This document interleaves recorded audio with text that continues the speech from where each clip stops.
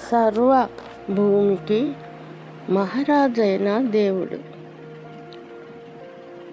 సర్వలోక నాథుడైన దేవుడు, సర్వకాలము సాక్షిగా ఉన్న దేవుడు, సర్వ సత్యములోనికి నడిపించు దేవుడు, సర్వ సృష్టికి ఆది సంభూతుడైన దేవుడు, సర్వశక్తిమంతుడు, గొప్ప కార్యములు చేయును, సర్వ సమృద్ధిలోనికి కృప ద్వారా నడిపించు దేవుడు, సర్వశక్తుడైన దేవుడు, సర్వ శరీరులకు దేవుడు, సర్వ సంపదలు దేవుని యందు గుప్తమై ఉన్నవి, సర్వాధిపతి అయిన దేవుడు, సర్వకృపా నిధియగు దేవుడు, సర్వలోకమునకు శాంతికరమైన దేవుడు.